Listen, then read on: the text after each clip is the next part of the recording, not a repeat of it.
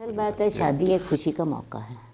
اور اسلام کی جو تہذیب ہے اس میں اللہ کے رسول کا فرمان تو موجود ہے، تہادو تہابو، تحائف دو، ایک دوسرے سے محبت پڑے گی۔ یہ ایک خوشی کا موقع ہے، اس لیے ایک عمومی طور پر بھی دیکھا جائے تو اس کا جواز تو نکلتا ہے، ٹھیک ہے۔ اسی طرح ایک حدیث بھی میرے سامنے ہے،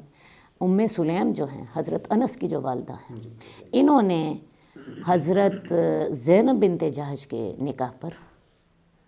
انہیں حلوہ بنا کے بھیجا تھا، اور انہوں نے اپنے بیٹے سے کہا کہ اللہ کے رسول کا نکاح ہے، اللہ کے رسول کا ولیمہ ہے، تو ہم اس موقع پر اللہ کے رسول کو تحفہ کیوں نہ دیں، حدیث کے لفظ ہیں۔ اور انہوں نے وہ پکایا حلوہ میٹھا بنایا اور میٹھا بنا کے تو انہوں نے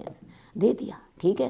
تو اس لیے یہ ہمیں ایک گنجائش بھی ملتی ہے، اور باقی عمومی طور پر بھی تہادو تہابو کا جو تعلق ہے وہ ایک عام طور پر بھی موجود ہے، اس لیے اس موقع پہ تحائف تو دینے چاہیے۔ لیکن مصیبت ساری یہ ہے جب ان تحائف کو ہم ایک عذاب بنا لیں نا، ایک مصیبت بنا لیں، تو تب وہ ہمارے لیے مسئلہ بن جاتے ہیں۔ ہمارے تحائف کا ہمیں جو تصور ہے وہ یہ ہے کہ تحائف مسلمانوں کے اندر محبت کا اضافہ کرتے ہیں، دشمنی کا اضافہ نہ کریں، دشمنی کا اضافہ نہ کریں۔ لیکن ہوتا پتہ ہے کیا ہے کہ ہم کسی کو ایک تحفہ دیتے ہیں، اگلا بندہ یہ توقع لگا لیتا ہے کہ میں نے اس کو دیا تھا تو یہ بھی مجھے دے،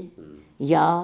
میں نے اس کو اتنا مہنگا دیا تھا اور اس نے مجھے سستا دیا ہے۔ تو اس سلسلے میں اسلام کے جی رہنمائی یہ ہے کہ ہر بندہ اپنی مالی حیثیت کے مطابق کسی کو تحفہ دے، پسندیدہ عمل ہے، دینا چاہے، لیکن اس کو مصیبت نہ بنا، اور اگر نہیں دے سکتا، حالات نہیں ہیں، دے سکتے تو صرف دعائیں دے دیں،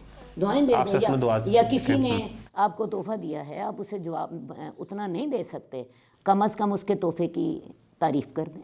اور اس تحفے کی اسے کہیں کہ جی آپ کا تحفہ مجھے بڑا اچھا لگا تھا، مجھے بڑی خوشی ہوئی ہے، اس کو دعائیں کم از کم دے دیں۔ حدیث میں آتا ہے کہ جس نے جزاکم اللہ خیر کہہ دیا تو اس نے اس کا بہترین شکریہ ادا کر دیا۔ تو بات یہ ہے کہ ہم اصل میں جب اس چیز کو نا ایک لین دین کا ذریعہ بنا لیتے ہیں، اور خاص طور پہ جو نچلا طبقہ ہے اس میں تو واقعی اس مسئلے پر لڑائیاں ہو جاتی ہیں، خاندان میں فساد ہو جاتے ہیں، اور بنیاد کیا ہوتی ہے، میں نے اس کو یہ دیا تھا تو اس نے مجھے یہ نہیں دیا، اور اس نے مجھے یہ دیا تھا اور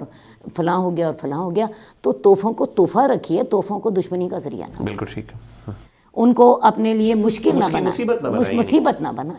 اور ان کا اگر آپ نے کسی کو تحفہ دیا ہے، اللہ سے اجر اس کا لیجئے، لوگوں سے لین دین کا تقاضا نہ کریں۔ باقی شریعت ہم سے یہ تقاضا کرتی ہے کہ جتنی میری مالی حیثیت ہے میں اس کے مطابق دوں، اور جتنی اگلے کی مالی حیثیت ہے وہ مجھے اس کے مطابق دے، کیونکہ یہ ہر معاملہ ہمارا اللہ کے ساتھ چلتا ہے، ہم اس کو آپس میں بنا لیتے ہیں۔ ایک غریب بہن بھائی نے تھوڑا دے دیا تو اس کے ساتھ لڑائی ہوگی، اور ایک امیر بہن بھائی نے اپنی امارت کی بنا پہ زیادہ دے دیا تو اس کی عزت ہوگی۔